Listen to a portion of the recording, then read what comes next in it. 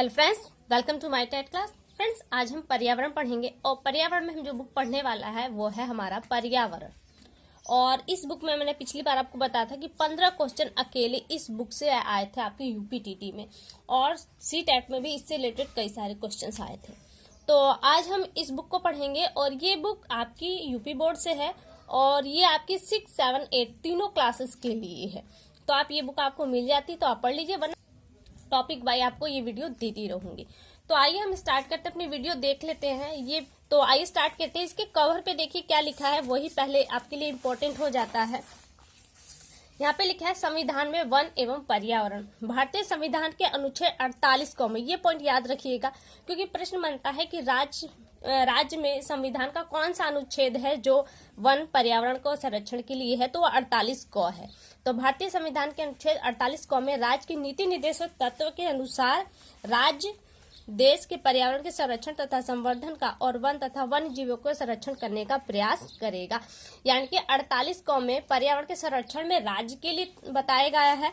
वहीं नीचे दिया गया है संविधान के अनुच्छेद 51 क के अंतर्गत प्रत्येक नागरिक का ये कर्तव्य है कि वह वन्य जीव या वन्य पर्यावरण संबंधी तत्वों पर गौर करें। यहाँ दिया है प्राकृतिक पर्यावरण, जिसके अंतर्गत वन, झील, नदी और वन्य जीव हैं की रक्षा करें और उनका संवर्धन करते तथा प्राणी मात्र के प्रति दया भाव रखें। यहाँ से प्रश्न देखिए यही है कि पर्यावरण संवर्धन संरक्षण के अंतर्गत नागरिक का कर्तव्य किसमें है, तो 51 क के अंतर्गत है। वहीं राज्य का कर्तव्य किस अनुच्छेद के अंतर्गत है, तो राज्य का कर्तव्य अनुच्छेद 48 क के अंतर्गत है। तो यह आपका हो गया, एक प्रश्न भी हो गया एक टॉपिक से रिलेटेड। अब इसमें आपकी विषय सूची क्या है, इसे देख लेते हैं। इसमें ये देखिए विषय सूची है इसकी, पर्यावरण को जाने, हमारे प्राकृतिक संसाधन, और इसी तरह से आपके ये टॉपिक हैं।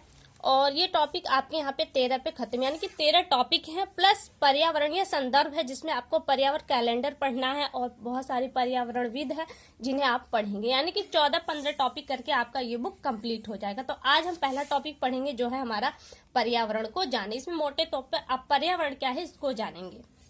देखिए यह है पर्यावरण। वैसे पर्यावरण को आप लोग काफी जानते होंगे कि पर्यावरण क्या है। पर्यावरण 2 शब्दों से बना है, परिधन आवरण, यानी कि परि चारों ओर से घिरा हुआ, आवरण है जो एक घिरा हुआ। तो यहाँ पे देख सकते हैं चारों ओर, परि का अर्थ चारों और आवरण का अर्थ घेरा। हमारे चारों ओर जो दिखाई देता है, जैसा हवा, पानी, मिट्टी, धूप, पेड़ पौधे, जीव जंतु, मनुष्य व अन्य वस्तुएं, सभी पर्यावरण का हिस्सा। ये सभी हमारे जीवन को प्रभावित करते हैं।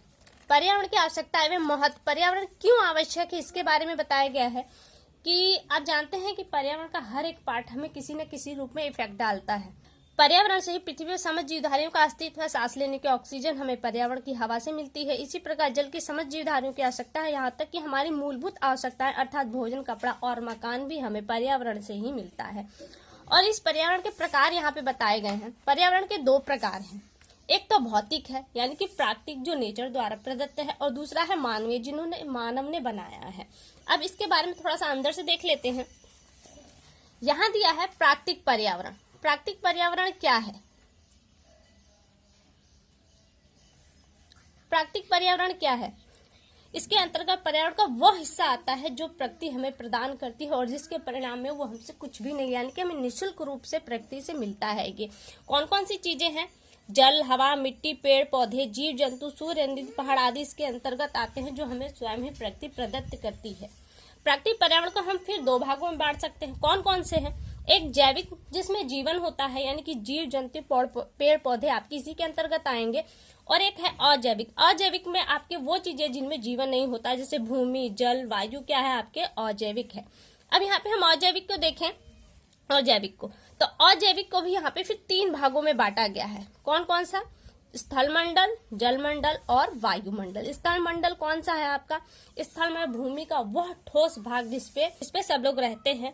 इसके अंतर्गत देखें तो पर्वत, पठार, रेगिस्तान, मैदान आदि आते हैं। जल मंडल, आप जानते हैं कि पृथ्वी का 71% भाग जल से डूबा हुआ है, तो इस जल मंडल में आपके वे समस्त चीजें आ जाती हैं। कौन कौन सी वो चीजें हैं? महासागर है, सागर, नदी, तालाब, झील, नहर आदि आते हैं इसके अंतर्गत। वही वायुमंडल की बात करें तो वायुमंडल, आप जानते हैं कि पृथ्वी को एक लेयर ने कवर कर रखा है, तो यही आपका वायुमंडल आता है और इस वायुमंडल में कई सारे गैसें हैं। कौन सी गैसें हैं? ऑक्सीजन गैस है, नाइट्रोजन है, कार्बन डाइऑक्साइड, आर्गन आदि गैसें पाई जाती हैं। अब इसके अलावा भी हम कुछ चीजें और पढ़ेंगे, जैसे आप देख रहे हैं कि स्थलमंडल, जलमंडल, वायुमंडल, लेकिन इसको भी हम विस्तार में पढ़ेंगे क्योंकि फर्स्ट टॉपिक में आपको केवल पर्यावरण से अवगत कराया गया है, न कि पूरा डिटेल दिया गया है। अब देखिए, आपने पढ़ लिया प्राकृतिक पर्यावरण, जो मानव प्रकृति से हमें स्वयं मिला था। अब हम अगला पढ़ेंगे मानव, जो मानव द्वारा निर्मित पर्यावरण है। इसे हम सामाजिक पर्यावरण भी कहते हैं। कौन कौन सी चीजें हैं इन्हें भी देख लेते हैं। ऐसी वस्तुएं जो मानव द्वारा निर्मित होती हैं, मकान, सड़क, बाजार, गांव, रेल, शहर, मोटर, वायुयान आदि, ये सब क्या है? हमारे सामाजिक पर्यावरण के भाग हैं।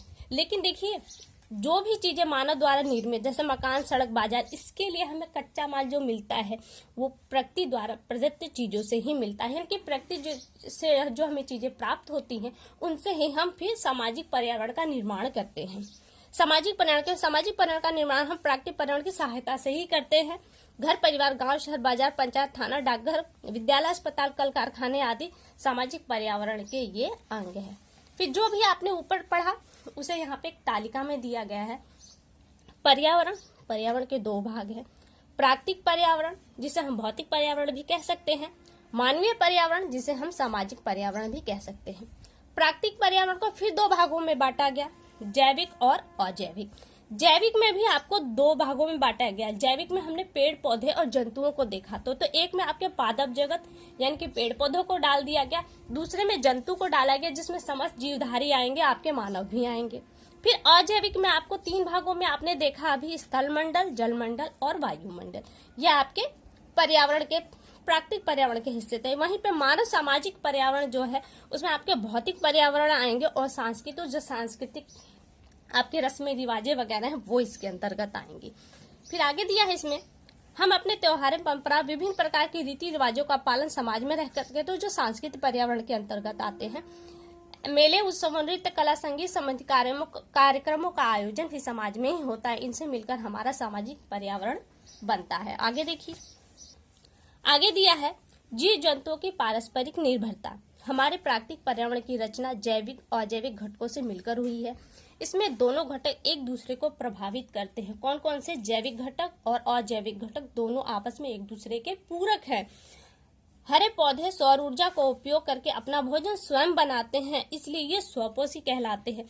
स्वपोषी, परपोषी, प्रथम चरण के, द्वितीय चरण के, ये भी हम पढ़ेंगे आगे, लेकिन फिलहाल केवल ये देखिए। इन्हें पौधों क्या कहा जाता है? स्वपोषी। सभी प्रकार के जीव जंतु भोजन के प्रत्यक्ष या अप्रत्यक्ष रूप से पौधों पर निर्भर होते हैं। जीवों को शाकाहारी भी कहा जाता है। कौन कौन से जीव आते हैं इसके अगर? तो हिरण, खरगोश, गाय, टिड्डा, जो पौधों को खाकर अपना जीवन व्यतीत करते हैं। इसी प्रकार कुछ ऐसे जंतु होते हैं जो शाकाहारी जंतुओं का अपना आहार के रूप में लेते हैं। इन्हें मांसाहारी जीव कहते हैं। और मांसाहारी जीवों में कौन कौन से जीव आते हैं? तो शेर, बाघ, भेड़िया आदि आपके मांसाहारी जीव इसके अंतर्गत आते हैं। और मांसाहारी जंतु विभिन्न प्रकार के जीवों को भी खाते हैं, जैसे मेढक, मछली, हिरण, सांप आदि को आहार के रूप में ग्रहण करते हैं। अंत में सभी जंतुओं का अवशेष फिर से मिट्टी में मिल जाता है। इस प्राकृतिक पर्यावरण का यह चक्र निरंतर चलता रहता है। तो ये पर्यावरण की थोड़ी सी जानकारी। अब यहाँ पे अभ्यास कार्य आ चुका है, तो यहाँ पे आपको प्रश्न उत्तर है। तो प्रश्न उत्तर आपके लिए नहीं है, बच्चों के लिए है। खाली स्थान है जिसे हम देख लेते हैं। ये खाली स्थान आपके एग्जाम में ऑप्शन के रूप में सामने आ सकते हैं। पहला है प्रकृति, जल, स्थल, वायु, पेड़ पौधे एवं किससे मिलकर बना है? तो जीवों से मिलकर बना है। प्रकृति आपकी कैसे बनी है? जल, स्थल, वायु, पेड़ पौधे एवं जीवों से मिलकर बनी है। पृथ्वी के जल वाले भाग को क्या कहते हैं? तो जल वाले भाग को जलमंडल कहते हैं। अगला है जैविक एवं अजैविक घटक एक दूसरे के क्या होते हैं? तो जैविक और अजैविक घटक एक दूसरे के पूरक होते हैं। अगला है टिड्डा एक जीव है। कैसा जीव है टिड्डा? तो टिड्डा आपका शाकाहारी जीव है। अगला है विद्यालय पर्यावरण का हिस्सा है। तो विद्यालय किस तरह का पर्यावरण का हिस्सा है? तो मानवीय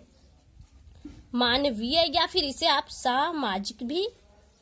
सामाजिक पर्यावरण का हिस्सा भी कह सकते। तो आज ही आपका पहला टॉपिक कंप्लीट।